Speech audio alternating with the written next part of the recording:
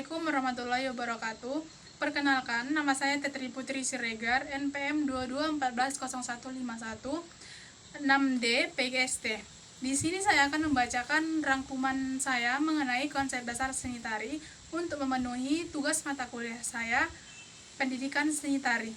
Di sini saya akan membacakan rangkuman saya mengenai konsep dasar seni tari. A. Pengertian seni tari. Seni tari merupakan seni yang bersifat universal dan menggunakan tubuh yang bergerak sebagai media utamanya. Hal ini sejalan dengan pendapat dari Corinne Haltong yang mengemukakan bahwa teori gerak ritme yang dengan kesadaran dibentuk dengan tubuh sebagai media di dalam ruang. Sedangkan menurut Sodarsono dalam bukunya yang berjudul Jawa dan Bali mengemukakan bahwa tari adalah jiwa ekspresi manusia yang diungkapkan melalui gerak-gerik ritmis yang indah, gerakan yang mengikuti suatu irama tertentu, dan menjadikan seni tari sebagai seni yang dapat dinikmati secara visual. Menurut Sediawati, tari adalah salah satu pernyataan budaya. Oleh karena itu, sifat, gaya, dan fungsi tari selalu tak dapat dilepaskan dari kebudayaan yang menghasilkan. Dari beberapa pendapat para ahli di atas, dapat disimpulkan bahwa seni tari adalah ekspresi jiwa manusia yang diungkapkan melalui gerak-gerak ritmis tubuh seiring dengan irama sehingga tercipta keindahan yang lahir dan tumbuh di kebudayaan manusia itu sendiri. B. Unsur-unsur seni tari. Unsur-unsur seni tari terdiri atas unsur daerah dan unsur pendukung seni tari. Unsur dasar seni tari yaitu gerak tubuh yang berkesinambungan dan memperlihatkan estetika yang dapat dinikmati secara visual dan dengan penginderaan mata. Sedangkan unsur pendukung atau pelengkap seni tari antara lain tema, tempat atau pentas, iringan musik, tata rias, tata busana, dan tata lampu atau pencahayaan. Unsur-unsur dari seni tari terdiri dari beberapa aspek. Yang pertama, wiraga. Menurut Dewi Mulyani dalam jurnalnya yang berjudul Wiraga, Wirama, dan Wirasa dalam tradisional gaya Surakarta menyebutkan bahwa wiraga adalah keterampilan dalam memvisualisasikan setiap gerakan yang dilakukan oleh seorang penari. Wiraga sangat berkaitan dengan hafalan seorang penari serta akan berkaitan pula dengan daya ingat.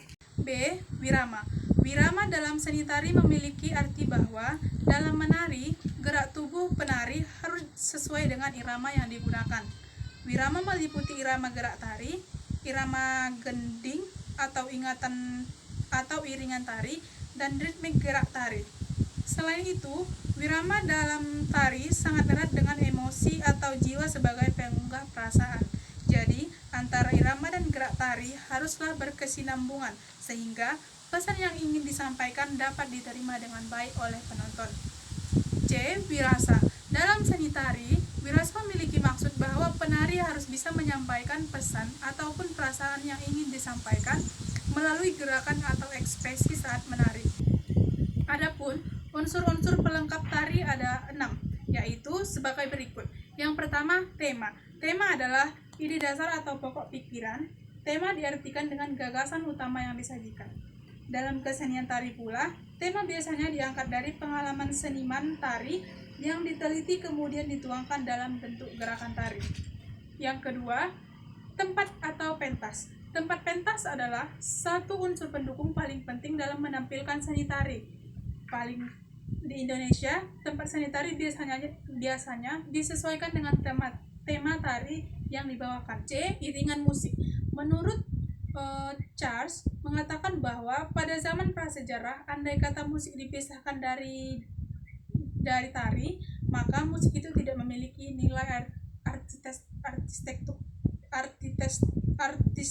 apapun. Jenis iringan musik ada 2, yaitu iringan hidup dan iringan rekaman. D. Tata rias. Tata rias menjadi unsur pendukung tari yang sangat penting terutama bagi penari agar bisa menyampaikan pesan dalam tarian yang dibawakan dengan baik dan tepat sasaran. Karena ada pandangan manusia biasanya langsung tertuju pada wajah, maka tata rias menjadi poin utama untuk mendukung ketepatan ekspresi atau tokoh yang dibawakan oleh seorang penari. E. Tata busana. Sebagai seni yang dinikmati secara visual, tata busana adalah pakaian yang digunakan oleh penari juga menjadi poin yang mendukung penyampaian pesan atau maksud tata yang dibawakan. F. Tata lampu atau pencahayaan. Penggunaan tata lampu dimaksudkan untuk membantu kesuksesan pengalaman seni tari. Dengan adanya tata lampu dapat membangkitkan perasaan penonton agar larut dalam suasana tari yang dibawakan oleh penari. Bentuk seni tari. Bentuk dalam seni tari sendiri adalah sebagai komponen visual untuk menghasilkan bentuk tubuh yang visual dan kuat. Tari mempunyai banyak bentuk, terutama dalam tari tradisional Indonesia. Berdasarkan bentuk penyajiannya, karya tradisional dibagi menjadi beberapa bentuk tari, yaitu tari tunggal, tari berpasangan atau duet, tari berkelompok, tari drama, serta tari bertema. A. Tari tunggal. Tari tunggal adalah bentuk tari yang dilakukan oleh satu orang penari atau lebih, dikenal sebagai solo. Contoh seni tari yang terbentuk dari tari tunggal adalah tari topi ronggeng dari Betawi. 2. B. Tari berpasangan. Tari berpasangan adalah tari yang dilakukan oleh dua orang penari yang berpasangan atau duet. Berpasangan di sini maksudnya adalah dua orang penari tersebut melakukan gerakan-gerakan tari yang berpasangan dan terlihat jika penari mampu bekerja sama dengan baik dalam gerak ekspresi maupun penyampaian rasa. Contoh tari berpasangan adalah tari ketuk tilu dari Jawa Barat. Yang ketiga, yang C, tari berkelompok.